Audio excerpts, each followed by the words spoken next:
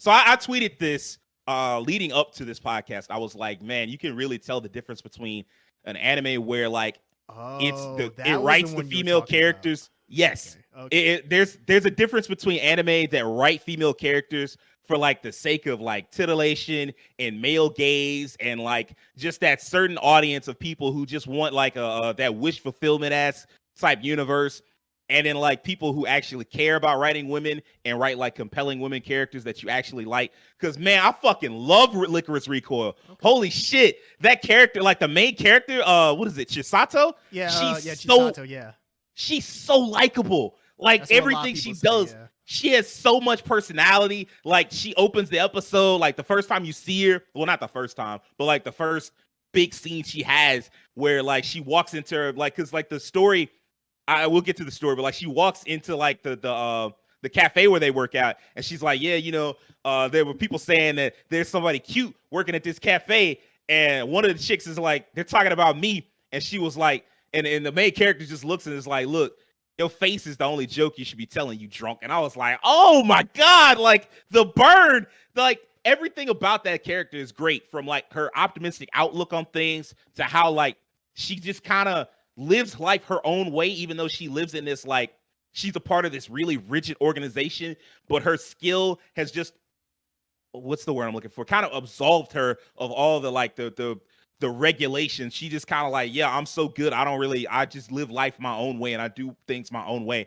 And that's just so refreshing. And it's just so, and this is a rule that I've had about really anime for a long time.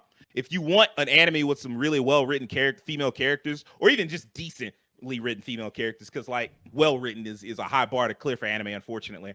If you want some anime with some decently written female characters, pick an anime where there are no men involved, or the number of men are like reduced drastically.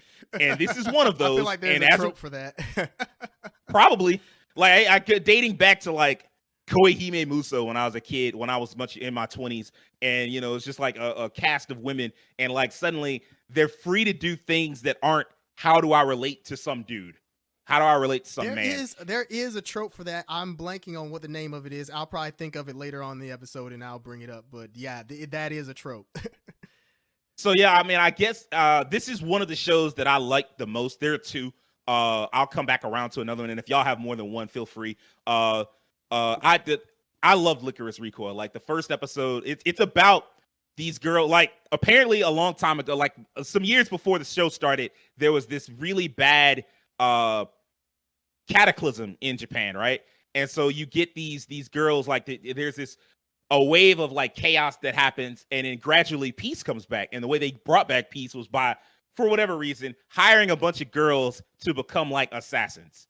And they like kill problems. They like go ahead and assassinate problems before they can become problems. And like there's this one character, Takina, Yeah. I think her name is. Yeah. Yeah, Takina, where she's like really good, but she also just kind of doesn't she does things her own way. And so like the episode opens with them like some of the Lycoris girls in like a hostage situation where one of their own has been taken hostage, and they're like waiting on someone, and then like they've been given orders, and they don't want to, and like Takina's like, nah, fuck that. There's this fucking giant machine gun that I can use, and she just like mows down all the terrorists, kills everybody. It's so live, bro. She just emptied the clip on them. And like she kills everybody there except the hostage. She's like, oh yeah, and they like, you could have killed the hostage. And she was like, yeah, but I didn't. And so like the whole group was like, yeah, but you don't follow orders. So they kicked her out. And they like reassign her to like this cafe where like the strongest girl in the group, Chisato, she stays. And Chisato does things differently. She doesn't like to kill people at all.